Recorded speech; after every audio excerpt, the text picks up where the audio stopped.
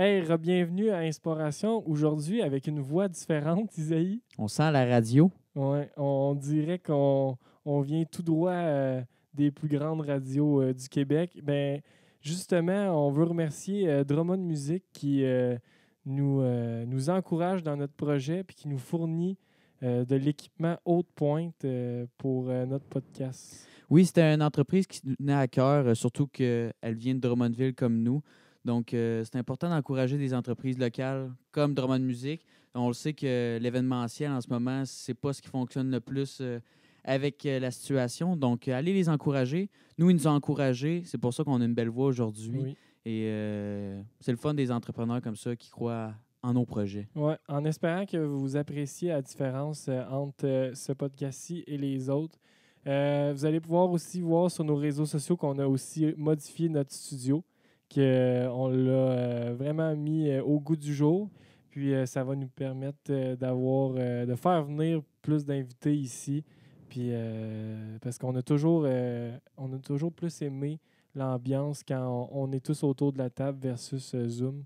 Donc, vous nous direz dans les commentaires comment vous trouvez le changement. Notre autre commanditaire qui est toujours là depuis le dernier épisode, c'est le Centre du pneu Patrie. Le Centre du pneu Patrie aussi nous ont fait vraiment confiance pour nous permettre encore de lancer notre podcast sur toutes les plateformes. Bientôt, on réfléchit à acheter le nom de domaine d'inspiration pour le site web. Ça continue encore le plan de match. On a plusieurs articles qui sortent toutes les semaines sur le soccer, le baseball, le football, le basketball, le hockey, le tennis et le golf. Donc, 7 sports qui sont couverts par nos rédacteurs. Tout ça possible par le Centre du pneu Patrie. Allez les voir pour vos changements d'huile, changements de pneus, tout petits bobos sur votre voiture. Ça va leur faire plaisir de vous servir. Merci à Carl de nous encourager. Yes. Donc, on est prêt à commencer, Isaïe? Certainement. Aujourd'hui, on reçoit un de mes très bons amis. Ça fait longtemps que je veux le recevoir au podcast. Quelqu'un qui a un parcours qui est assez exceptionnel dans le monde du tennis. C'est quelqu'un avec qui que je reviens tout dernièrement d'aller jouer au tennis cet après-midi. Puis, il m'a fait avoir chaud un brin. Donc, c'est nous maintenant qui donne chaud avec notre podcast. Exactement. Donc, je vais avec son petit CV. Champion québécois en 2013-2014, simple et double. Il a été aussi premier au Québec lors de ses 2 dernières années juniors, 7e au Canada dans les 16 ans et moins. Il a réussi un top 10 au championnat canadien lorsqu'il était 9e favori pour remporter le tournoi. Ce tournoi-là était disputé contre des joueurs comme Félix Auger-Aliassime, Denis Shapovalov, Braden Schnur. C'est un des 2 meilleurs joueurs de tennis à avoir passé à Drummondville. On est super content de recevoir au podcast aujourd'hui Louis-Philippe Hamel. Bienvenue à Inspiration. Bien, merci Anthony, c'est un plaisir de passer par ici. Votre setup est vraiment incroyable. Je pense que c'est votre nouveau setup. On peut dire qu'on a une belle voix de radio aujourd'hui. C'est un gros honneur de passer ici, surtout après des grosses vedettes qui ont passé ici dernièrement. Ben, c'est nous qui te remercions. Pour vrai, ça va être super le fun de parler de tennis. On n'a pas parlé de tennis depuis l'épisode numéro 4 et le fameux Alain Caillé. Louis, on va commencer comme ça. Comme on commence avec tous les invités, comment ça a commencé le tennis dans ta vie? Le tennis, pour moi, ça a commencé. J'étais toujours c'est plate à dire, mais une personne de plus d'un sport individuel, le ski. Après ça, j'ai embarqué avec le tennis. J'avais quelques amis qui s'étaient joints au tennis ici à Drummondville, puis j'ai essayé quelques petits tournois, quelques petites pratiques ici et là. Puis, tu sais, dès que j'ai touché une raquette, j'ai senti, pas moi personnellement, mais mes entraîneurs, ma famille avaient senti qu'il y avait un petit déclic. Mon père lui-même était un joueur de tennis quand il était plus jeune. Il y avait beaucoup de tournois dans la région, donc c'est tous les petits tournois que j'ai joués. J'ai eu du succès rapidement, j'ai tout gagné rapidement, donc vraiment, il y a eu quelque chose ici, une petite flamme, puis moi, j'aimais ça. Malgré mon attitude parfois. Mais non, ça a commencé comme ça, puis le reste, c'est à suivre pendant le podcast, là, mais c'est vraiment comme ça que ça a commencé. Puis qu'est-ce que tu aimais dans le tennis? Qu'est-ce qui faisait que tu as vraiment choisi ce sport-là plus que les autres? Ça va être drôle à dire, mais c'est vraiment, tu rentres sur le terrain, puis ça va être toi. C'est une bataille avec toi contre une autre personne, mais vraiment, éventuellement, à la fin du match, c'est tu gagnes le match ou tu vas le perdre. Le but quand tu rentres sur le terrain, c'est vraiment, tu veux pas donner la victoire à l'autre, puis c'est une bataille qui est tellement mental. Puis quand tu ressors, c'est tellement euh, un plaisir que c'est tout toi qui l'as fait. Puis c'est gros du travail sur le terrain de tennis. Puis moi, ce que j'ai bien aimé à partir d'un jeune âge, c'est vraiment dans les tournois de sortir de là, que ce soit de gagner un tournoi, de le perdre ou de faire des gros matchs, c'est de sortir de là puis de dire waouh, je suis vraiment fier de moi, sans penser vraiment au tennis en tant que tel, mais vraiment de sortir de là puis de dire j'ai accompli quelque chose de bien aujourd'hui. Je suis resté sur le terrain 3 heures avec moi-même, je me suis battu avec moi-même, mais je suis sorti de là puis ça m'a aidé vraiment beaucoup dans la vie de tous les jours aussi. Comme notre dernier invité, tu as été aux États-Unis pour ton stage universitaire. Tu as joué Division 1 avec l'Université de North Illinois, si je le prononce bien. Ça va faire pour le moment, Okay. oui. C'est pour ça qu'on n'a pas eu encore d'invité anglophone. Avant d'aborder ce passage-là de ta carrière de tennis, qu'est-ce qui tu retiens? C'est quoi les beaux moments que tu as vécu dans ton stage à Tennis Québec, là, mettons, à partir de quand tu as commencé jusqu'à 18 ans avant que tu partes aux États-Unis? Avant 18 ans, là, Ouais. moi, ma carrière au tennis a vraiment commencé plus tard. J'ai eu des entraîneurs qui étaient plus des techniciens. Donc, mon développement, ça a vraiment été long. Quand j'étais plus jeune, vraiment, un peu comme Félix, un peu un Félix Auger, il y avait mon entraîneur voulait vraiment que j'aille une certaine technique, que je perde d'une certaine manière, si on veut, si j'avais à perdre. Mais il voulait vraiment me changer techniquement, avoir la technique pour lui qui était optimale pour moi, selon mon style de jeu, ma shape, ma carrure. Fait que moi, vraiment, de 12 ans à 15 ans, c'était plus la frustration que j'avais pour aller jouer au tennis. Je pense qu'Anthony, ici, un peu au secondaire, on était ensemble. Vraiment, dans les pratiques, j'étais un bon joueur, mais quand j'arrivais en tournoi, il y avait quelque chose qui ne décliquait pas. Puis, à l'âge de 15 ans, ça a vraiment commencé à décliquer. J'ai commencé à faire les championnats canadiens, à me rendre loin dans les championnats québécois. Je pense que j'étais top 5, top 6 au Québec. Là, on commençait à me connaître un petit peu à Drummondville, dans les environs. Je me faisais plus respecter sur le circuit. Puis, vraiment, mes beaux moments, pour moi, c'est arrivé à l'âge de 16-17 ans où est-ce que vraiment j'étais champion québécois. Je dominais ici au Québec, puis au championnat canadien, j'ai toujours un petit peu plus de nervosité, mais ça, c'est normal. Mais vraiment, j'ai fait des beaux tournois, que ce soit mondiaux, que ce soit canadiens, que ce soit québécois. Ces beaux moments-là, on peut rentrer plus en détail tout à l'heure, mais vraiment, ça a été vers ces années-là que pour moi, ça a été vraiment un déclic au niveau de l'amour envers le tennis et la compétition. Puis, comment ça s'est passé, le processus d'aller aux États-Unis? Parce que moi, tu sais, je me rappelle de te voir prendre un terrain à toute seule pendant les pratiques pour filmer tes shots, puis genre envoyer ça aux États-Unis. Puis nous, moi, dans le modeste joueur que j'étais, je trouvais ça que c'était bien loin pour moi, puis tout. Puis j'aimerais aussi savoir comment tu as vécu ça, le processus d'essayer de séduire des universités, puis en même temps, le contraire, tu sais, des universités qui devaient se battre pour toi, mais c'est sûr que tu n'as pas juste eu une offre. Là. Fait que, comment ça s'est passé, ce processus-là? C'était assez. C'était vraiment, on était vraiment seuls dans ce processus-là, moi et ma famille, parce qu'à l'âge où j'étais, à moi, à 16-17 ans, c'était pas vraiment un processus qui était commun. C'était pas vraiment un choix de carrière que les joueurs faisaient. C'est soit qu'ils allaient professionnel ou soit qu'ils jouaient un petit peu au cégep puis arrêtaient après. Moi, c'était vraiment entre les deux, le type de joueur que j'étais. Vraiment, il me faisait quelque chose entre le professionnel et l'arrêt complément du tennis. Fait qu'on s'est lancé là-dedans. C'était moi, ma famille et mon entraîneur.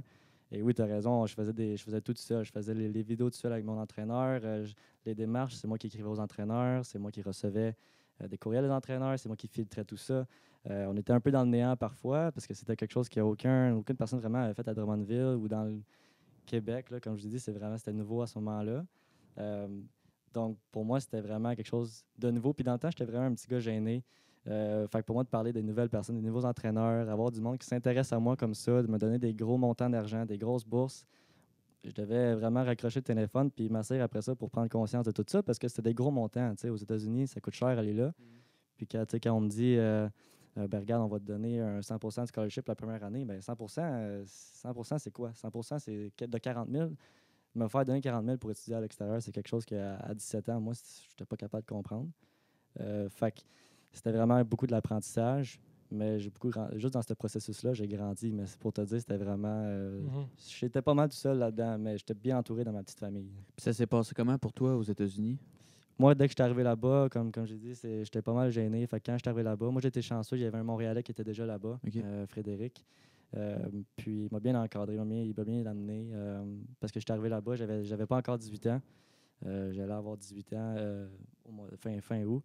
Puis quand je suis arrivé là-bas, je me suis vraiment fait un peu marcher sur les pieds parce qu'il y avait beaucoup. Tu sais, aux États-Unis, dans les films, on entend pas mal d'affaires là, sur freshman initiation, puis toutes ces affaires-là. Vraiment, je me suis fait un petit peu marcher sur les pieds, mais c'était drôle, là, c'était des belles petites choses. Mais j'ai vraiment appris à me redécouvrir un peu, à me dégainer, puis à me dire, OK, regarde, je suis ici pour une raison. Mais premier, mes premières semaines aux États-Unis, c'était un gros changement, mais j'étais bien encadré, là. Puis pourquoi tu as choisi cette université-là? Je voulais, c'est sûr, je voulais aller Division 1. Pour moi, c'était un bon accomplissement pour moi de finir ma carrière à Division 1. Ben, de finir, je n'avais pas l'intention de finir à ce moment-là. Mais Division 1, pour moi, c'était un objectif parce que je savais qu'avec une école compétitive comme Northern Illinois, Ça, c'était mieux dit. on va dire NIU. Ouais, c'est ça. Avec NIU, je savais que moi, mon objectif, c'était d'aller dans une école où est-ce que je sais que je vais jouer. Parce que pour expliquer, faire une histoire courte, il y a 6 joueurs qui vont jouer dans le line-up de simple. Donc moi, je vais me trouver une école que je vais être capable de jouer fin du line-up, mais je vais me battre pour ma place, puis je vais me monter une spirit de combatteur. Puis je voulais aussi une école qui était compétitive dans sa conférence, comme un peu au hockey, des divisions, des conférences. Fait que je voulais aller avoir un rôle clé dans l'équipe pour les aider à faire de quoi qu'ils n'avaient jamais fait avant. Fait que pour moi, NIU, c'était un bon fit. Puis c'était encore une question d'argent aussi, c'est sûr. Ouais. Il m'offrait quelque chose de bien. Puis je connaissais quelqu'un là-bas. Donc pour moi, c'était sans hésitation, ce choix-là. Puis comment ça s'est terminé là-bas? Comment ça s'est terminé? Ça s'est terminé ma dernière année, évidemment. J'étais capitaine de l'équipe. J'ai passé vraiment d'un petit gars gêné à vraiment un gars dégêné qui va mener beaucoup sur un terrain, qui va crier beaucoup, qui va amener ses coéquipiers pas mal partout. Mais ça s'est terminé, écoute, en termes de résultats, tu veux dire? Ou... Ben, en termes de sentiments, de fin, en termes de tu sais. sentiments, OK, je comprends. En termes de sentiments, c'était vraiment des sentiments partagés parce que des fois, tu es toujours sur la route, c'est difficile. Fait qu'à la fin, j'étais un petit peu. Je pensais que j'allais être soulagé, de me dire enfin c'est fini, mais quand j'ai fini mon dernier match, écoute, il y avait pas mal de tristesse dans mes émotions. C'était pas les journées les plus super cool après mon dernier match parce qu'on avait perdu un match crève-cœur contre l'équipe qui avait gagné la conférence. Donc, tu sais que tantôt, j'ai dit que c'était notre but ultime de sortir de la conférence, de gagner. Puis, ma dernière année, je pensais vraiment que c'était notre équipe, c'était là qu'on pouvait le faire. Puis finalement, à la fin, on a juste perdu vraiment. C'était serré.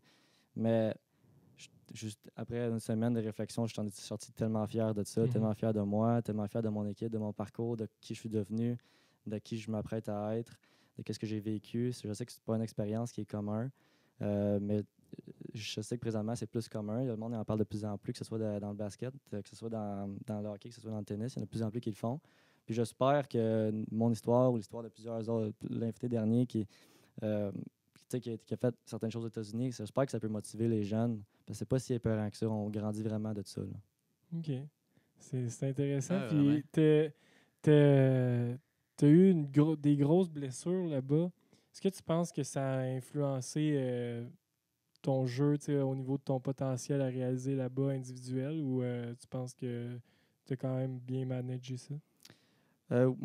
Oui, c'est sûr que ça l'a beaucoup impacté. Quand je suis arrivé là ma première année, j'étais vraiment top 2 de ma conférence dans toutes les équipes, dans les 6-7 équipes qu'il y avait. J'étais vraiment un joueur à surveiller qui était dans les freshmen qui étaient rentrés dans toute la nation. J'étais vraiment dans. Le monde savait c'était quoi mon nom. Puis j'ai eu une bonne première saison, je veux dire. Mon meilleur moment aux États-Unis est arrivé justement la première année où est-ce qu'un freshman qui va jouer, je me suis rendu top 3 dans l'équipe. Freshman qui va jouer top 3, ça se voit quasiment jamais. J'ai vraiment développé mon tennis, j'étais vraiment plus agressif. Puis comme je dis tantôt, j'étais pas plus arrogant, mais plus, je me démenais plus, je criais un peu plus au terrain, j'avais plus de guts. Puis ça m'a bien aidé. Puis mon plus bon moment, c'était vraiment quand on est sorti de notre saison régulière, on a gagné la saison régulière. Puis le dernier match pour vraiment clincher, pour vraiment assurer la première position. Je jouais à 3 contre un joueur qui avait battu tous nos seniors, toute notre équipe avant. Puis il m'avait mis 3 contre ce gars-là parce qu'il pensait vraiment, regarde, on va scraper cette position-là. On va le mettre là, il va perdre. Mais c'est pas grave. Moi, je savais pas ça. Je m'en vais là. C'était un match comme les autres. Puis je suis freshman. Ma famille était venue voir à Buffalo. Puis, j'ai fini par gagner. Puis j'ai joué le match de ma vie. C'était incroyable. Puis quand j'ai gagné le match, j'avais le goût de pleurer sur le terrain tellement j'étais content. Je criais finalement on a gagné le match avec j'ai fait un petit point tournant dans le match puis ça a fait ça. Fait que, oui, après ma blessure, tout ça, ma deuxième année, Là, je sais que je me suis égaré un peu de la question, mais à ma deuxième année, c'est là que j'ai eu ma blessure. Puis ma deuxième année, c'est là, dès là, j'ai joué numéro 1. J'étais déjà capitaine de l'équipe. Donc, ma blessure au bras, on a dû m'opérer à la fin de l'année. Ça a vraiment été difficile pour moi parce que j'ai jamais vraiment été capable de revenir. Même les 2 ans après, j'ai jamais vraiment été capable de revenir au niveau que j'étais. Fait qu'il y a des décisions que j'ai dû prendre pour après ma carrière de college. Savoir si je voulais continuer ou pas, mais ça a comme mis mes barreaux dans mes roues, mais en même temps, ça m'a aidé à prendre ma décision. Mais oui, c'est ça. Donc oui, ça m'a nuit pas mal, mais j'ai managé quand même un petit peu après, là. Penses-tu que tu aurais essayé pro sans la blessure? Ben moi, c'est sûr que j'aurais aimé ça, juste pour dire, OK, j'ai fini tant au monde. Peut-être un top 1000, là. Mais je veux dire, j'aurais pas je serais pas un Félix, là. Vous n'aurez pas un Félix dans votre bureau ici, les gars, là. Ouais. Mais non, j'aurais aimé ça. Il y a des joueurs que j'ai battus qui étaient 750, 800 tout le temps. Moi, je pense que mon range aurait été là. Mais encore une fois, c'est des si. C'est pour ça que c'est le seul petit regret, le seul petit écop, si on veut, dans le tennis que j'ai. Mais oui, à regarder en arrière, c'est vraiment une des choses que j'aurais aimé faire continuer puis m'essayer. Mais qu'est-ce qu'on fasse? Ouais. Moi, je tiens juste à dire que tu as ton profil sur le site de l'ATP. Je t'ai Ouais. stalké tantôt. Tu as ton profil, fait que tu l'as mérité. Ouais. J'ai mon profil, ça fait, je pense, depuis que j'ai 15-16 ans, où est-ce OK. que on jouait Ouais. des tournois à Granby, le Challenger, j'ai joué ça. C'était vraiment des bonnes expériences quand on joue des gros tournois comme ça, où est-ce qu'il y a du monde, des familles qui viennent voir, puis je les entends parler, puis ils disent « Ouais, on est venu voir Louis-Philippe. » Mais je sais pas c'est qui, moi, ces familles-là. Tu sais, Mhm. c'est des familles qui viennent de la place, qui vont venir voir du bon tennis, puis qui ont un Canadien qui vient jouer, puis ils veulent l'encourager. Fait que ça a parti à 15 ans, il y avait des familles qui venaient voir Louis-Philippe, mais moi, je ne connaissais pas ces familles-là, mais c'était un bon feeling. Ouais, c'est sûr. Tu as joué aussi un certain tournoi à Repentigny qui est peut-être un des plus gros tournois après les 4 Grands Chelems juniors. Là, parce que pour ceux qui ne savent pas, Roland Garros, Wimbledon, Australian Open, US Open, il l'a aussi dans la catégorie junior. Puis un des plus gros tournois, si tu enlèves ceux-là, c'est à Repentigny, les internationaux de Repentigny. Tu as eu la chance de participer à ce tournoi-là. Je fais juste nommer des noms pour les fans de tennis, des noms qu'il y avait dans le même tableau que Louis-Philippe. Nick Kyrgios, Kyle Edmund, Young Chung, Christian Garin, Jordan Thompson, Jordan Thompson, Cameron Norrie, Liam Brody, Yoshihito Nishioka, Nicolas Jarry. C'est tous des joueurs qui sont soit top 100, top 50. Il y en a même là-dedans, Nick Kyrgios, Kyle Edmund, Young Chung qui sont top 20, Garin. Est-ce que c'est ta plus belle expérience de tennis? Oui puis non. Oui, parce que oui, c'est vraiment la plus grosse expérience individuelle que j'ai réalisée. Non, parce qu'aux États-Unis, avec un sentiment d'équipe, c'est des sentiments qui sont plus forts. Mais en termes de tennis lui-même, oui, c'est mon sentiment le plus gros parce que pour ça, j'ai dû me qualifier. J'ai sorti des gros joueurs dans les qualifications qui étaient classés aussi, eux, au monde, top 500. J'ai sorti des gros matchs. Puis, je suis arrivé sur le tableau principal, puis encore une fois, je vous le dis, j'étais vraiment gêné. Puis, je suis arrivé là, puis j'avais pas de confiance parce que, hey, je m'en vais jouer là. Je vois Nick à côté de moi, je vois Carl Edmund avec son coach, je vois ça parle allemand, ça parle suédois, ça parle. Fait que, tu sais, moi, d'arriver là, puis mon père Stéphane, qui est là avec Louis-Philippe, parle québécois, tu sais. Fait que c'était difficile pour moi de me mélanger là-dedans et me dire que j'avais ma place, même si je pense que je l'avais à un certain point. Mais c'était vraiment impressionnant parce que tu es ici, tu t'entraînes à Drummondville, tu dis wow, t'es super bon à Drummondville, wow, t'es super bon au Québec, wow, t'es super bon au Canada, puis tu arrives là. Puis juste le type de réchauffement que les gars y ont, que c'est différent face à toi, ça paraît qu'ils sont déjà des pros à l'âge de 16 ans. Okay. Mais oui, c'était vraiment une expérience incroyable. Je veux dire, j'étais allé là, il y avait tellement de monde qui nous regardait. Puis comme je t'ai dit tantôt, avec les petites familles qui venaient voir, regardaient sur le tableau, puis ils disaient à quelle heure Louis-Philippe Hamel joue. Puis moi, j'étais juste à côté, puis je me dis, je joue à 11h30, moi, là. Mais ça ne durera pas longtemps. Ça ne durera pas longtemps, OK? Fait que sois prêt, ça va être de 11h30 à comme midi et quart, là. Mais c'était une belle expérience. Okay. Là. Puis, mais tu l'as vu en personne, Kyrgios, dans ce temps-là? Je les ai toutes vues. Est-ce que j'aurais pu te dire, ce gars-là, c'est Nick Kyrgios, wow? Ou est-ce que ce gars-là, c'est Nick? Tu sais, je veux dire, ce gars-là, pour moi, c'était un autre gars sur le tableau. Là, je veux dire, Carl Edmund aussi. C'est lui qui a gagné le tournoi. Ouais. OK. C'est qui, ouais. Nick Kyrgios? Mais il y en avait aussi dans ce temps-là qui était comme 65 au monde. Moi, ce gars-là, 65 au monde, tu sais, c'est pas une star, là. OK, peut-être que, tu sais, dans ce temps... Junior, tu parles? Ouais, junior. Tu sais, Pellewa était là, tes premiers favoris. Lui, wow! Mais qu'est-ce qu'il a fait après dans les pros? Rien. Tu sais, dans ces tournois, on sait jamais. Donc, c'est pour ça que des tournois comme ça, c'est le fun pour le monde d'aller voir ça parce que tu sais jamais qui va sortir, comment il va sortir de là. Fait que, ouais, c'est sûr que c'était impressionnant de voir Nick Kyrgios, mais je savais pas, tu sais, avoir su qu'il avait été, qui est la personne qui est aujourd'hui, tellement actif sur les réseaux sociaux, puis show-off, puis tu sais, j'aurais peut-être demandé un autographe. Là. Ouais. Puis aujourd'hui, le tennis, quelle place ça occupe dans ta vie? Juste du plaisir, honnêtement. C'est ça, on t'a joué tantôt, c'est ça, je t'ai dit. Moi, j'aime ça regarder les jeunes joueurs compétitionner. J'adore ça, regarder Félix Chapeau, comment est-ce qu'il se comporte. J'ai des opinions partagées. Oui. Tout le monde le sait sur les jeunes Canadiens. Mais non, le tennis, pour moi, j'aime ça jouer une fois de temps en temps, regarder la main, me rappeler pourquoi que. Tu sais, j'ai passé 50 ans de ma vie aux États-Unis, je ne veux pas l'oublier parce que c'est à cause du tennis. Fait que c'est gros du plaisir. J'adore regarder les jeunes. J'adore donner des conseils si je peux. Il y en a beaucoup qui me posent des questions sur les États-Unis. J'adore ça, juste leur donner un peu mon feedback sur des écoles, qu'est-ce que je pense, les endroits, qu'est-ce que je pense qui est bon, qu'est-ce que je pense qui est moins bon. Fait que c'est un peu la place que ça prend dans ma vie de tennis. Puis si, mettons, tu avais un jeune qui te disait qu'est-ce que ça prend pour avoir du succès au tennis, tu lui répondrais quoi? Quel âge que le petit jeune? Quel âge il a, Isaïe? 12 ans. 12 ans. Il y a 12 ans, OK. Un jeune de 12 ans. Moi, en partant, je suis un gros amateur de technique à l'âge de 11-12 ans. Il faut avoir une bonne technique. Je veux dire, tu regardes les pros, tu regardes le top 3, là, le Nadal, Federer, puis Djokovic. Là, quand on les regarde frapper vite, là, tu regardes leur technique, tu te dis, ils n'ont pas tant la même technique, mais si tu dissèques tout ça, là, chaque segment par segment, c'est la même chose. Fait que moi, à 12 ans, de 12 à 14, mon parcours que j'ai eu, que je suggère aux autres, c'est une technique en partant. À 14 ans, après ça, il va falloir que tu rodes ton jeune pour qu'il y ait un fighting spirit. Oui, parce que parle-moi de ce que tu me parlais tantôt entre deux balles parce que j'étais trop essoufflé là, à courir, là, mais ouais, c'est vraiment pertinent. Honnêtement, je pense que, en tout cas, dans mon jeune temps, au Canada, au Québec, c'était vraiment. Hey, va chercher ton sac, fais tes raquettes, va chercher tes souliers, va-t'en sur le terrain, essaie d'avoir une bonne attitude, concentre-toi. Tu perds, hey, good job. T'as quand même bien fait, on est content pour toi. On va essayer d'apprendre. Mais on va essayer d'apprendre quoi, les gars?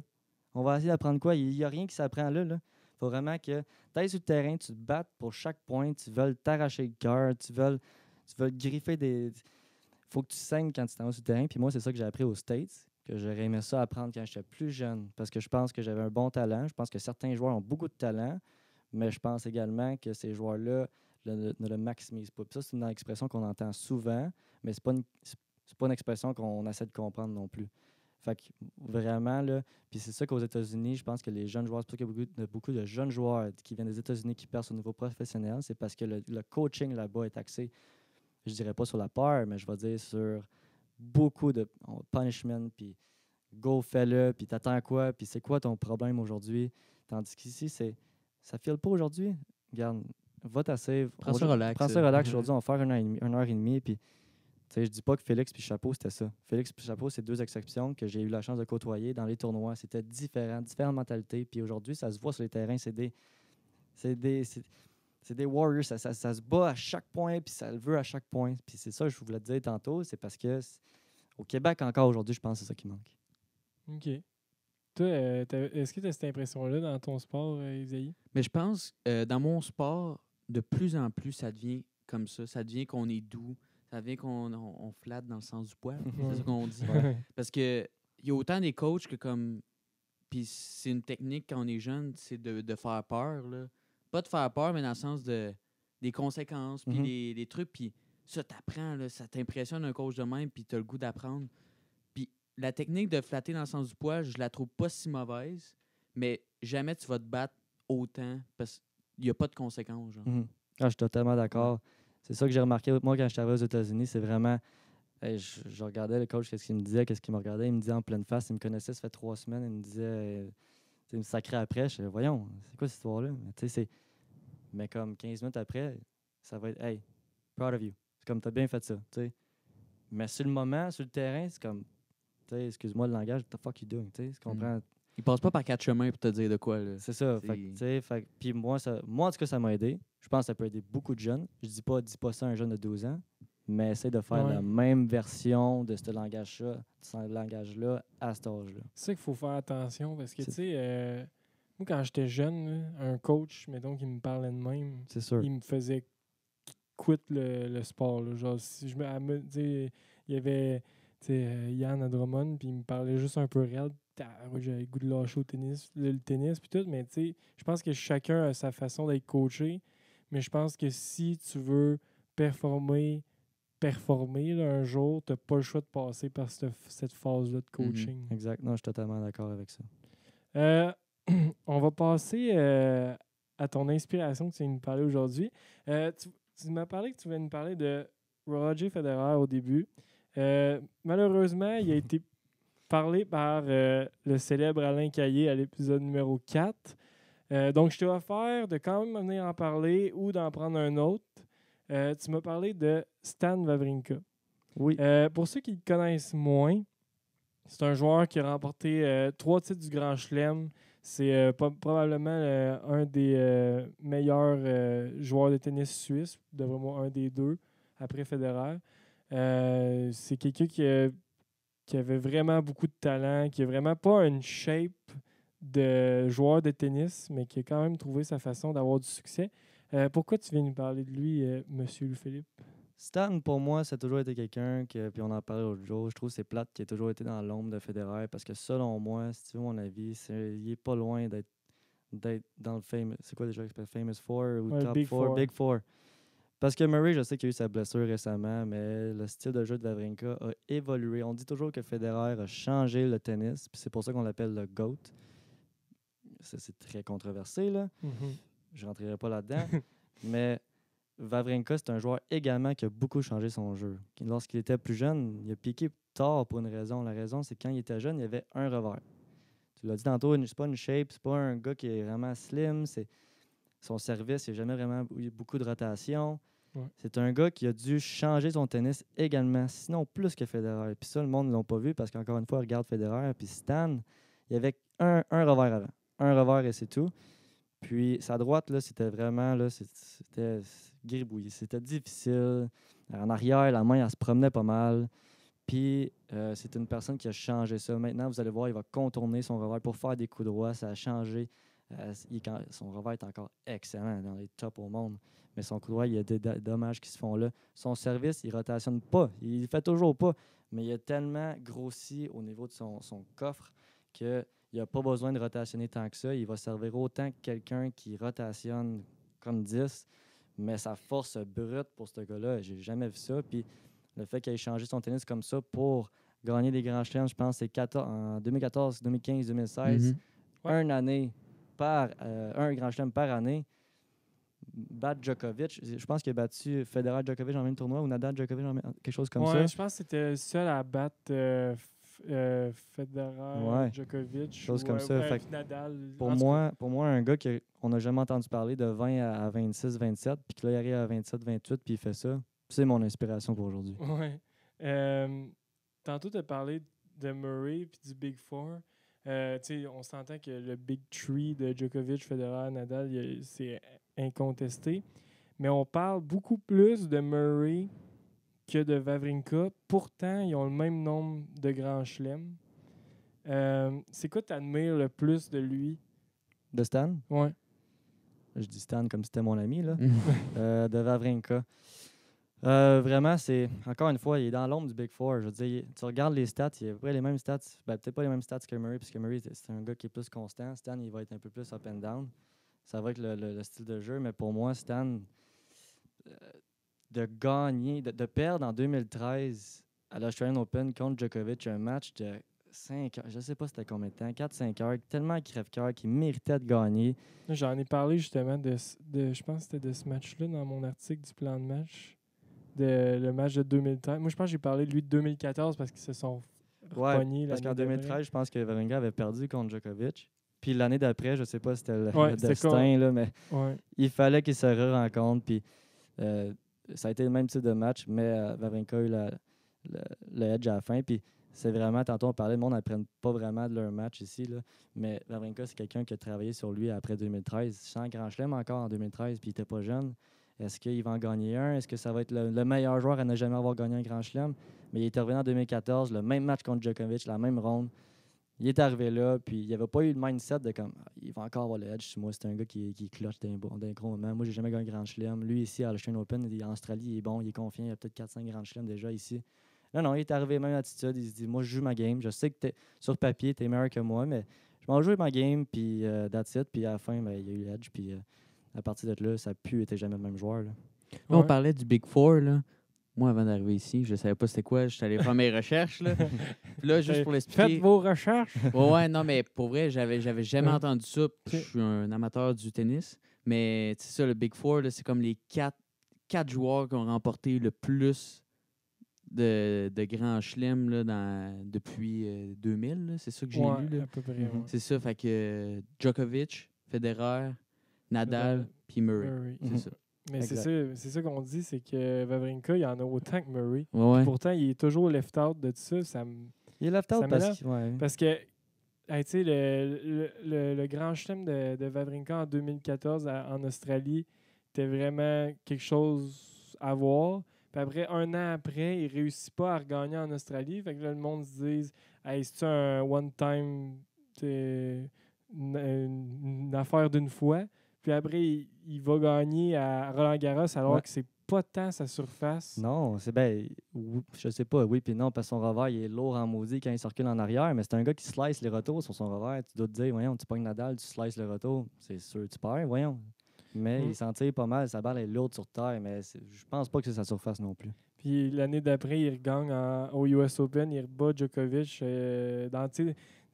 Djokovic est un des joueurs les plus constants de l'histoire, puis il l'a battu 3 fois quand il a gagné ses grands chelems. Donc, il n'a vraiment pas gagné ses grands chelems par la porte en arrière. Est-ce que il n'a pas gagné Wawrinka depuis 2016? Est-ce que tu penses qu'il peut regagner à nouveau? C'est une bonne question. Je pense que Wawrinka, ça n'a jamais été un gars il avait beaucoup de blessures, donc je ne verrais pas pourquoi il ne pourrait pas regagner. Wawrinka, c'est un gars qui a besoin de match, par exemple. Donc, avec le COVID, là, je pense pas qu'il va revenir dans le top. Là. Wawrinka, c'est un gars qui, tu sais, dans les grands chelems, je sais pas si vous avez remarqué, c'est rare qu'il va perdre en demi-finale. S'il se rend jusqu'en demi-finale, après moi, Ouais, il va peut-être qu'il va gagner. Fait que, tu sais, les premiers grands chelems qu'il va jouer, je vous dis pas c'est ma prédiction d'aujourd'hui, là, parce que ça s'en vient, là, j'imagine. Ouais. Mais non, je pense que Wawrinka, au début, ça va y prendre un petit peu. Parce que là, il a quel âge? 34, je pense. Il Je doit vais te confirmer ça dans 2 D'après moi, il secondes. va jouer autant que Federer. Lui, d'après moi, il va essayer de jouer autant que Federer. Juste que d'après moi, il y en a un autre dans le corps. Ah, Mais, ouais. J'ai hâte. mais on va voir. 35 ans. Ah, il est plus vieux, je pensais. C'était une prédiction assez. Épais au génie. Ouais. Moi, je dirais qu'il y en a peut-être un autre. Ou une bonne long run. Ça, c'est sûr. Ah, j'aimerais ça parce que c'est vraiment un genre de joueur qui est le fun à regarder jouer quand il est dans sa game. Ouais. C'est quoi genre est-ce que une des facettes que t'admires le plus chez lui, c'est la façon d'être clutch, de performer au bon moment. Tu sais, c'est lui qui a popularisé de pointer sa tempe là, après des gros points, comme quoi que il est tough mentalement, puis qu'il n'y a personne qui peut gagner la bataille mentale contre lui. Est-ce que ça, c'est quelque chose que tu apprécies? Parce que moi, je sais que mon père, là, c'est quelque chose qu'il déteste de voir ça. Il Ah trouve ouais? ça cocky à mort. Puis moi, au contraire, là, moi, je pense que c'est la chose que j'aime le plus de lui. Ben, tu m'aurais posé la question quand j'étais plus jeune. Peut-être que je t'aurais dit, wow, calme-toi, jeune. Ouais, Calme-toi, ouais. Stan. Je veux dire, là, arrête avec ton mental, ton signe de mental. Mais là, j'admire ça parce que je sais pas si c'est mon parcours aux États-Unis qui m'a changé, mais vraiment, sur un terrain de tennis, il faut t'apprendre à être cocky un peu. Dans tous les sports, je pense. Il faut Mhm. vraiment que tu apprennes à mettre le chest bombé. Puis même si tu n'as pas confiance en toi, même si aujourd'hui tu te réveilles, hey, je le file vraiment pour aujourd'hui. Tu t'es réchauffé ce matin puis ça n'a pas bien été. Mais Stan, c'est un gars que tu ne sais pas comment il se sent aujourd'hui. Tu ne sais pas quel qui va ressortir. Puis lui non plus, je pense. Puis quand il arrive sur le terrain, c'est aujourd'hui, je m'en vais tout gagner les moments clutch. Peu importe si je ne le suis pas. Puis si je le gagne, oui, je vais te le montrer que je les ai gagnés. Parce que le prochain qu'il va avoir, je te le mets en doute. Je te le dis, le tennis, tu n'iras pas gagner, tu n'iras pas sur le terrain en gagnant juste avec ta game. Parce que ça, il n'y en a pas un sur le circuit qui fait ça. Puis, il n'y en aura pas. Il faut vraiment que tu ailles là. Tous les pros qui s'en vont là, c'est parce qu'ils ont un talent, mais sont aussi capables de te montrer qu'ils vont te battre point après point, puis qu'ils vont te faire courir, ils vont te faire arracher, ils vont te faire vouloir pleurer. Puis Stan, quand il montre ça, pour moi, c'est un signe de Parce que Stan, c'est un des gars les plus respectueux, je pense, sur le tour, mais sur le terrain, il va te le dire en pleine face, regarde, je suis là, puis je vais être là tantôt, puis attache ta tuque, ton deuxième service à 30-40, c'est sûr, je vais être encore là. Mhm. Puis ça ne s'arrêtera pas. Fait que pour moi, oui, c'est cocky, mais j'adore ça. Mais c'est Ouais. parce que cocky, là, si t'es pas fier puis tu te sens pas cocky un peu, là, c'est bien plus intimidant de jouer contre quelqu'un de. Tu sais, encore une allusion au basket, là. Une équipe là, qui est cocky là, au warm-up, là, puis que. Tu sais, juste mettons un dunk, là. Tu sais, c'est impressionnant, puis comme ça te fait peur, mais tennis, c'est la même affaire, là. Ouais. Et il faut que tu sois capable de backer ça avec ta game aussi. C'est Si c'est ça. pas, ouais, c'est sûr. Mais oui, c'est impressionnant. Il y a beaucoup de coachs qui vont dire, regarde, sois posé, sois calme avec ton attitude, tout ça. Moi, oui, je crois à ça, Federer. Mais Federer, il est calme, mais il est imposant quand il est Mhm. calme.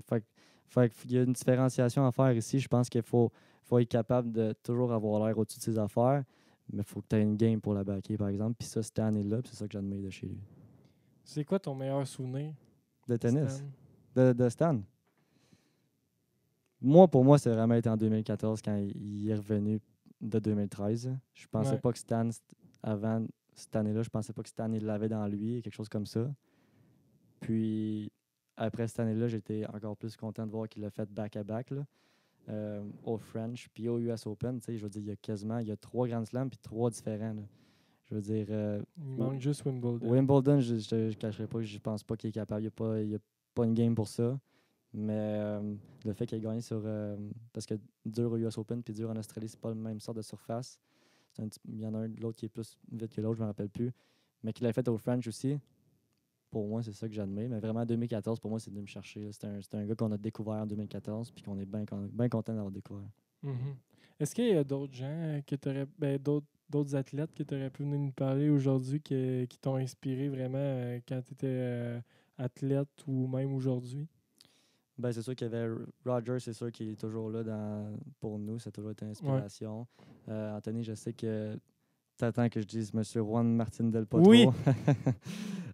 Pour moi, Del Potro, c'est un athlète qui est connu, c'est sûr. Il a été absent récemment beaucoup avec des blessures. Mais pour moi, j'ai pu me comparer avec lui au niveau des blessures. Puis de le voir, lui, toujours revenir, puis revenir, puis revenir. Puis c'est un gars qui aime vraiment le sport parce que on a vu, tu sais, Soderling, là, il a eu, il a eu sa maladie ou je sais pas, puis il est parti après, ça n'a pas été long. Il y a beaucoup de joueurs qui aiment pas tant, tu sais, on parlait de, tu sais, je veux dire, Kyrgios, il a ses pour et ses contre lui aussi, mais je veux dire, Juan Martin Del Potro, c'est un gars qui va toujours revenir, peu importe la blessure, puis il va toujours nous dire, regarde, I'll be back, puis quand il revient, à chaque fois qu'il revient, c'est un gars qui a tellement des grosses armes dans le tennis. C'est un gars de 6 pieds 5, 6 pieds 6, mais qui bouge comme un gars de 6 pieds 1. Puis c'est un gars qui respecte tout le monde, c'est un gars respectueux, puis il a gagné des gros tournois. Il y a un grand chelem aussi, Oui. en 2009, je pense, contre Federer et US Open. Je veux dire, pour moi, c'est... mais je pense que c'est plus personnel à cause des choses qu'il a dû faire face. C'est sûr que lui, c'est plus gros que moi, là. Ouais. Mais je respecte ça. Tous les comebacks qu'il a fait, là, c'est pas donné à personne. Puis sinon, t'en as-tu dans d'autres sports que tu aurais pu parler aujourd'hui? Dans d'autres sports? Ouais. Moi, j'ai toujours été un partisan, un fan fini des athlètes qui brisent les records. Pour moi, Tiger Woods, j'ai rentré dans le monde du golf, voilà pourquoi, 2 ans, Anthony? Ouais, peut-être. Un an et demi. là. Moi, du monde qui reviennent comme ça, après des blessures, après les médias qui disent des choses controversées. Puis il y a eu des choses personnelles dans sa vie aussi, mais pour moi, du monde qui reviennent comme ça. Puis encore une fois, lui, il est très imposant sur un terrain de golf. J'adore regarder, que ce soit au hockey, que ce soit Crosby, que ce soit après ça, que ce soit au basket, LeBron. Moi, j'aime juste ça. Soit les controverses après ça, LeBron, Jordan, j'adore ça, regarder des controverses comme ça, puis les pros comme ça, que ce soit au tennis, que ce soit dans d'autres sports. Moi, pour moi, j'adore ça. Ceux qui prouvent, dans le fond, qu'ils sont pas finis. Là. C'est pas fini, c'est jamais fini. Tu as C'est toujours ça. de quoi à prouver. Ouais. Tu t'as bien beau sortir de ton sport avec 8 Coupes Stanley ou 4 Grands Chelems, mais si ta dernière année, tu l'as pas gagné la Coupe Stanley ou tu n'as pas gagné Grand Chelem ta dernière année, ça va toujours te trotter dans la tête. Tu vas toujours vouloir te dire, j'ai-tu fait, was I good enough? J'ai-tu toujours donné mon sang pour... Est-ce que j'aurais dû... Ou... Fait que pour moi, de voir des choses comme ça, j'admire ça, même si le sport en tant que tel, je le connais pas tant que ça. C'est la personne puis l'athlète que j'adore. OK. Aujourd'hui, on a quelque chose d'autre de spécial. Monsieur Kevin Leblanc, notre rédacteur hockey du plan de match. Est-ce que tu as une question pour lui, Philippe? Veux-tu venir la poser au micro, Kevin? OK. Kevin n'a pas de question. Donc, Kevin Meilleure m'en chance la prochaine Kevin fois. m'en pose assez à chaque ouais, journée. c'est ça, Kevin. On va aller... Un jour, on va l'avoir au podcast, je vais le convaincre. Kevin, il est gêné, c'est ça qu'il dit. Good. Donc, on va passer à nos segments. Isaïe, tu veux-tu commencer?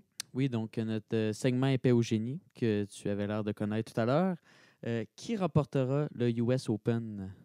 Qui Oh, qui va être commencé quand l'épisode va être sorti. Le US Open COVID, là. Ouais. Oui, Euh, à huis clos.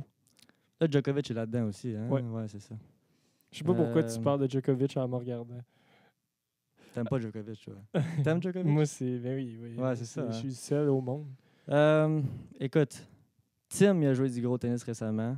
Il a joué beaucoup de matchs. Je le suis un peu sur les réseaux sociaux. C'est un gars qui va jouer à chaque jour, qui va jouer juste des points à chaque jour, qui va bien s'entraîner. C'est un gars qui travaille toujours fort. Puis je trouve que le dur à US Open, ça fit bien avec sa game. C'est un gars qui sur clé, oui, c'est un bon joueur, mais US Open, avec la surface, je pense qu'il a le temps de se reculer puis frapper. Djokovic, je pense pas. Je pense vraiment pas qu'il va gagner ça. Je suis désolé, Anthony. Djokovic est un gars, veut pas. Je sais que c'est controversé, mais c'est un gars qui a besoin de match lui aussi. Il est très talentueux, mais il a besoin de match. Puis surtout en première ronde comme ça, je pense pas qu'il va avoir le fighting spirit qu'il a en fin de tournoi. Moi, j'ai Tim. Écoute, il faut parler de nos Canadiens un petit peu. Oui. Qu'est-ce qu'on veut? Je pense que Chapeau peut aller loin malgré le manque de matchs qu'il y a récemment. Mais lui, c'est vraiment un pile ou face. Je suis désolé, Félix, s'il écoute ça. Mais Félix, je pense pas que ça va être un contestant ici. Controversé encore, je pense que Zverev peut faire quelque chose. C'est un gars qui a eu beaucoup de repos. Medvedev, est-ce qu'il était en tournoi? Oui. Medvedev, il n'a pas eu de match récemment. Qui vient de Qui Kevin. vient de Kevin C'est en ta passant. prédiction, Kevin? Bon, Medvedev. Kevin, vas-y, il va avec Medvedev. Très, très orthodoxe, on va se dire. Mais Medvedev, je pense qu'il peut aller loin également. C'est un gars qui n'a pas fait de match. Je ne connais pas assez ce joueur-là. Mais surface 2, ça fait très bien. Puis il a eu des bonnes performances. Je pense l'année dernière. Il a perdu en finale ouais, en c'est ça. 5-7 contre Nadal. Donc moi, j'ai Tim, j'ai Zverev et j'ai Medvedev. C'est un bon choix. Mais Tim, j'ai bien... je pense que c'est plate à dire. Pour le COVID, je pense que ça va être lui qui va se rendre loin. Moi, ma prédiction, c'est ce qu'Anthony a dit dans l'article du plan de match. Allez le lire. Non, il n'est pas sorti. Ah, ben il va être sorti. Il va être sorti quand l'épisode va être sorti. Moi, personnellement, je sais pas si je suis chauvin un peu, là, mais j'aime bien Novak Djokovic. Non, mais je trouve que c'est un joueur il peut gagner même s'il n'a pas sa game A. Puis il peut même gagner s'il n'a pas sa game B. Fait que j'ai l'impression que, alors que tout le monde a eu des circonstances un peu weird, je pense que Djokovic peut être celui-là qui va s'en tirer le mieux possible et qui va pouvoir se rendre jusqu'au bout. Mais je dirais pas que c'est le grand chelem que j'ai été le plus confiant envers mon protégé. Ton protégé. Ouais. Je suis bien d'accord avec toi. Djokovic, on a toujours, tu peux jamais le mettre en dehors de la Je course. l'aime tellement. Mais... il y a des étoiles dans les yeux. Ouais, c'est ça. Anthony, quand il en parle, là, vous le voyez pas, là, mais il y a des étoiles dans les yeux quand on parle de Novak Djokovic. Mais c'est plate que les autres l'aiment pas. Il est si adorable. Bon, on va passer à notre segment actualité. Comment tu trouves ça, les nouveaux tournois à huis clos, le retour du tennis? Comment tu trouves que même les UTS, là, le nouveau format, on va commencer avec ça. Le UTS, c'est comme c'est comme des tournois de tennis à la ronde. Puis chaque joueur joue quelques matchs, puis c'est des périodes de 15 minutes, t'as des comme bonus cards, genre c'est vraiment weird. Est-ce que tu en as regardé un peu? Ouais, j'en ai regardé un peu. T'as aimé ça? J'ai bien aimé le système de cartes. Par contre, c'est sûr que vers la fin, mettons, un joueur se faisait battre par beaucoup de points vers la fin. La dernière minute n'était pas très enlevante. Ouais. Mais la chose que j'ai pas bien aimée, par contre, c'était les attitudes de certains joueurs. Parce que justement, c'était à huis clos. Donc, on aurait peut-être dit qu'ils pensaient que c'était une pratique ou quoi que ce soit. Ça lançait des raquettes, ça cassait des raquettes, ça lançait des balles. C'est pas, moi, le tennis a toujours été un sport assez noble, assez garde une bonne attitude sur le terrain. Mais le format de UTS était bien pensé, était bien fait, était mieux fait que le Adrian Tour de Djokovic. Que ça, on n'en parlera pas. Je sais bien que c'est ton protégé, mais son tour était vraiment une mauvaise idée. Non, c'était pas fort. Mais J'en ai fait un article aussi sur le plan de match. Ouais. Allez voir. Bien plugué. Ouais, Oui, bravo. Mais non, mais j'ai bien aimé le format. C'était une belle entrée en matière pour ce format. Ça ne sera pas un format compétitif, évidemment, mais c'était bien pendant le COVID. Est-ce que tu verrais quelques tournois par année, mettons un Masters 1000 ou un Grand Chelem avoir ce format-là? J'ai pas aimé les cartes et le temps. Pour moi, le tennis, c'est un des sports que je respecte parce que il n'y a pas de temps. Tu peux être du terrain. J'en parlais au début. Moi, pour moi, c'était une bataille avec moi-même. Je me vois pas aller à une bataille puis regarder ma montre puis me dire que je finis en 42 minutes. C'est Là. ça, j'aimais moins. Donc, puis les cartes, ça enlève un peu le tennis. Je veux dire, pour moi, c'est le gars qui se bat le mieux. C'est pas le gars qui va sortir une carte de sa poche arrière le mieux. Là. Donc, un format comme ça peut être fait dans l'off-season en novembre, mais ça sera pas en Grand Chelem ou en tournoi, même en 250. Puis, c'est quoi, genre, à quel point le tennis a ton attention pour les prochaines semaines? Est-ce que tu apprécies le retour? Est-ce que tu trouves que c'est bien fait? Je trouve que c'est bien fait. Par contre, il y a eu un petit peu de brouhaha face à l'Adrian Tour, où est-ce que Djokovic a vraiment... Kyrgios a vraiment attaqué certains joueurs. Je respecte Kyrgios pour ses valeurs qu'il a face au COVID puis protéger le monde, mais je sais pas si parfois il devrait apprendre à se fermer à la trappe. Mais Parce que, ça l'a comme un peu quoi, gâché. exemple? Ça l'a comme un peu gâché le retour US Open. Il y a certains joueurs comme Kyrgios qui ont décidé de ne pas y aller à cause de l'Adrian Tour, des choses qui ont été dites dans les médias. Parce que les US Open, c'est bien fait, c'est bien encadré, enclôturé, j'allais dire. Là. Mais c'est bien fait, c'est juste qu'avec tout ça, ça a comme été un peu saupoudré de mauvaise foi. Mais je suis content que le tennis revienne comme ça. Par contre, est-ce que je vais regarder dans les prochaines semaines? Je pense pas que je vais regarder le tournoi préparatoire de US Open au US Open. Je pense, pour moi, c'est un peu weird de regarder ça. Je sais que c'est COVID, il n'y a rien de normal. Je vais sûrement regarder le US Open, oui. Mais ce ne sera pas la même animosité, la même fervent, la même excitement que le vrai US Open. Ouais, moi, le US Open, c'est mon tournoi préféré de l'année. Puis, parce que j'aime le genre de bruit de fond que Ouais, tu entends ouais. tout le temps juste au US Open. C'est la seule place que C'est tu vrai. entends ça. Puis, il l'aura pas cette année, à moins qu'il le fasse fake. Je pense pas, parce que justement, Je trouve s'ils sont ça- capables de l'enlever, ils vont l'enlever. C'est quelque chose qui est pas censé être là dans un match de tennis, des Ouais. petits bruits de fond comme ça. C'est ce qui fait US Open il est spécial, mais si on peut l'enlever, les joueurs vont dire de l'enlever, ça je peux le garantir. Ouais. OK. C'est intéressant. On va passer avant, parce que j'ai hâte à nos 2 questions controversées. On va passer au segment découverte. Qui, selon toi, est la prochaine vedette? Qui est le prochain futur numéro 1 mondial si tu enlèves Federer, Djokovic, Nadal, Wawrinka? Wow! J'avais pas pensé que tu me poserais ça. Pourtant, je te l'ai envoyé. C'était pas censé dire ça, en toi. Prochain numéro 1. Écoute, moi, c'est sûr que Tim est numéro 1. Mettons plus jeune que Plus ça. jeune encore. Genre la génération de Chapeau, Félix, Tsitsipas.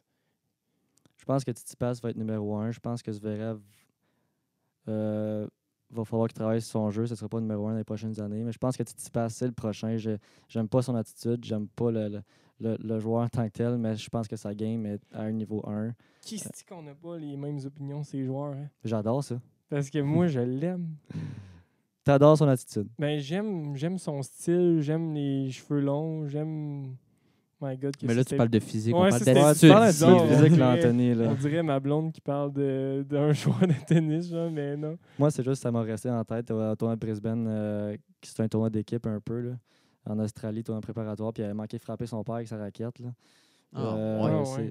On n'a Ok, pas, on sur n'a le pas vu serveur les mêmes aussi, matchs. Là, on n'a Ouais, pas ouais, vu les mais moi, mêmes matchs. c'est pas ma passion pour Tsitsipas, est moindre C'est par très Il est rapport juste à, cool par là, rapport pour à toi. C'est là, très il est Djokovic. crack, Moi, là. moi, je l'aimais là, parce que je trouvais qu'il était beau à voir J'aime jouer. bien sa game parce que c'est un gars, c'est un des seuls gars qui est dans cette génération-là qui est capable de monter au filet, qui a des mains. Il y a un revers à une main, puis le revers à une main, ça l'aide beaucoup au slice, à changer ta game, à faire monter le go net. C'est des jeux que, comme Félix, n'est pas capable de faire ça. Zverev n'est pas capable de faire ça. Tim n'est pas capable de faire ça. Chapeau, non plus, il n'est pas vraiment capable de faire ça. Vraiment, Tsitsipas, c'est un gars qui est créatif, mais il est capable de frapper dans la balle, mais c'est ce qui manque des jeunes. C'est pour ça que Federer est capable de monter au filet, de finir les points. Nadal, maintenant, est capable de faire ça aussi. Djokovic, de temps en temps, il le fait aussi. Wawrinka aussi. Murray aussi.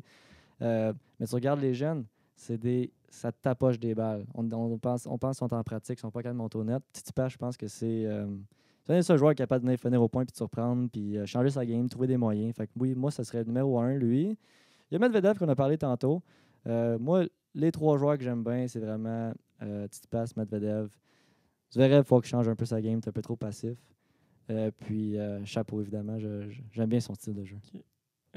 Isaïe, tu veux-tu passer à notre avant-dernière question? Oui, donc notre segment controversé. Tantôt, tu as essayé de t'en sauver. Tu as dit on ne rentrera pas dans ce sujet-là.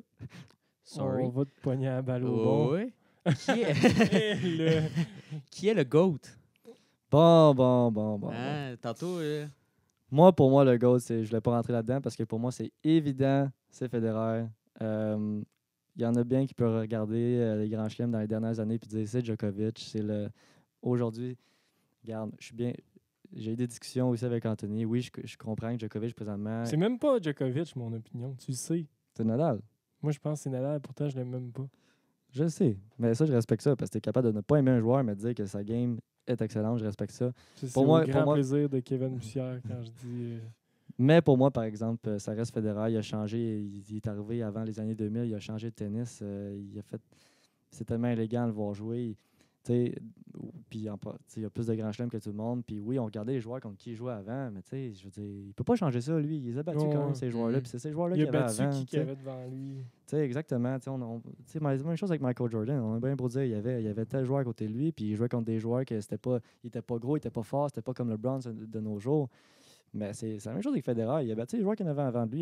Il a fait son travail, puis il a fait ses preuves, puis il a changé sa game. Il est rendu plus agressif. Il a fait beaucoup de changements. C'est toujours été un gars qui était respectueux, qui a changé de tennis, qui a beaucoup de fondations de charité, de ci, de ça. Pour moi, le GOAT, ça englobe tout ça. Si tu me demandes aujourd'hui, c'est qui le meilleur joueur de tennis au monde présentement, je te dirais Novak Djokovic. OK. Présentement, mais quand les 3 vont se retirer, est-ce que tu auras le même discours Est-ce qu'on parle de GOAT? de GOAT Federer? Federer. OK. Dernière question. Ça te frustre, hein? Non, mais de toute façon, je l'ai déjà dit au podcast, à l'épisode avec mon père, comme quoi, pourquoi je pensais que c'était Nadal, là, juste pour faire histoire courte. Là. Moi, c'est parce que je pense que il y a tous les éléments, là, autant qu'il a gagné partout, autant qu'il a dominé une surface outrageusement.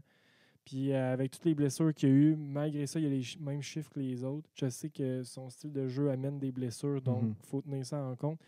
Mais puis je pense qu'il va dépasser le nombre de grands chelems de Federer. Fait que pour moi, je pense que c'est Nadal, mais je n'aime même pas Nadal. C'est un bon point. C'est vrai que d'après moi, il s'enligne pour gagner plus de grands chelems que Federer. Par contre, ça dépend vraiment des jeunes, qu'est-ce qu'ils vont faire. Ouais. La seule chose qui me bug un peu, moi, c'est oui, il a dominé sur terre battue. Mais je veux dire, au niveau des autres grands chelems, il en a gagné quelques-uns. Moi, je pense que tu le remets sur gazon, il n'en gagne pas un, puis il n'est même pas proche d'en gagner un dans les prochaines années. Puis après ça, sur dur, je trouve que c'est un excellent joueur. Mais sur gazon, tu peux pas me dire qu'un gars, c'est un GOAT, c'est sur gazon, il se fait dominer. Mais il se fait pas tant dominer parce que dans les dernières années, là, il a perdu contre Djokovic en demi-finale en 5-7. Puis l'année passée, il a perdu en demi-finale aussi ou encore la finale contre Federer. Puis, tu sais, oui, contre Federer, il s'est fait donner une volée l'année passée. Mais contre Djokovic, il y a 2 ans ou 2-3 ans, il avait perdu en 5-7. Puis, s'il faisait la finale, il jouait genre contre Silic ou quelque chose de même. Fait que c'est sûr qu'il gagnait. Ou Anderson, c'était sûr qu'il gagnait. Je trouve que Djokovic. C'était pas si loin que Je trouve ça. que Nadal, de jouer Djokovic ou de jouer Murray, c'est les meilleurs joueurs pour lui à jouer sur le gazon. Ils ont un style de jeu qui est plus tapage de balle. Quand il va jouer contre un gars qui est plus streaky, un gars qui est plus up and down, c'est là qu'il va avoir de la misère. Puis on l'a vu dans ses sorties de première ronde. C'est contre des gars qui vont faire serve and volley. C'est contre Ouais, Dustin Brown. des Lucas gars Rosol. comme Djokovic, Federer, Murray sont capables de tout sortir les gars qui sont bizarres. Nadal, tu y mets un gars comme Ouais. ça, il a de la misère. Ok, ouais, je comprends Ça, ce que c'est tu veux c'est mon seul point. Donc, dernière question.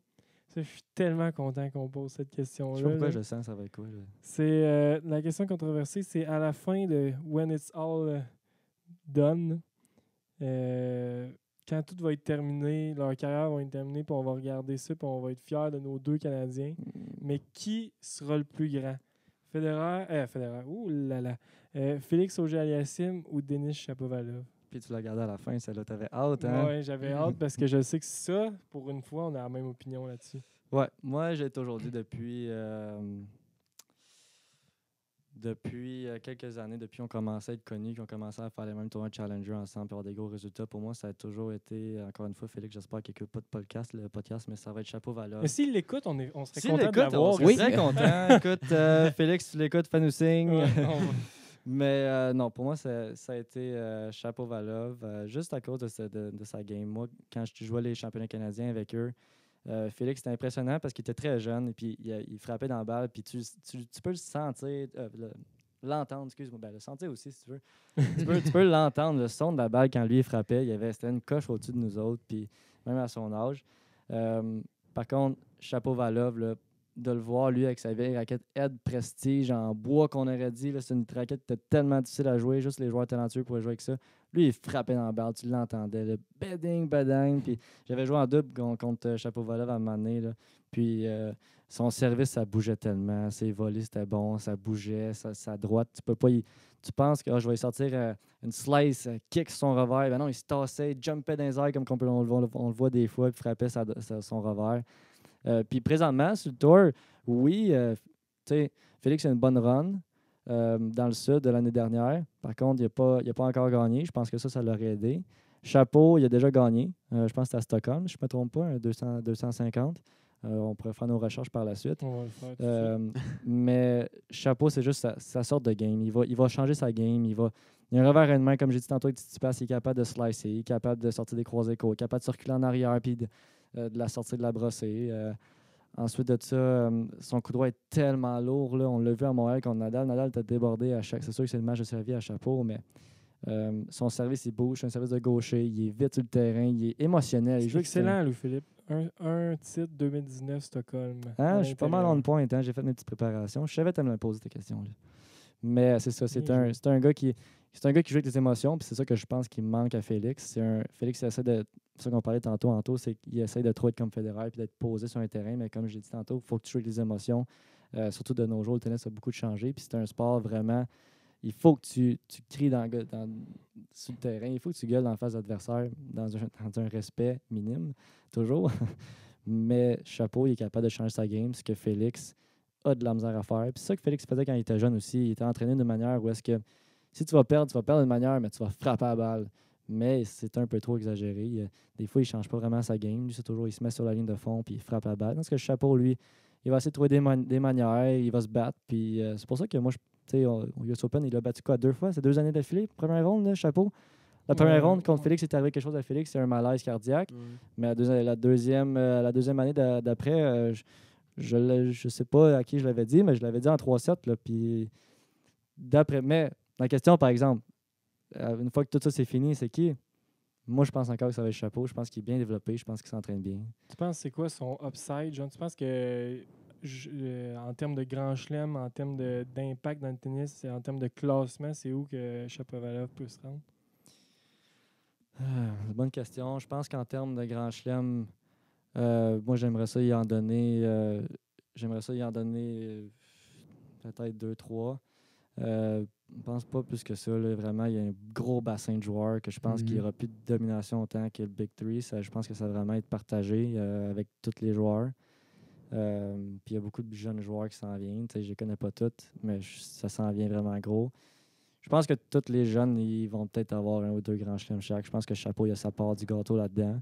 En termes de classement, je pense que ça va être un gars Un peu dans le sens de Tiafoe, tu sais, c'est des gars qui vont se tenir dans le top 15, top 20 pas mal tout le temps, mais ça va être des gars qui vont être pas mal up and down, puis qui ont besoin de match, puis ça va jouer avec la confiance, puis ça va jouer avec la surface.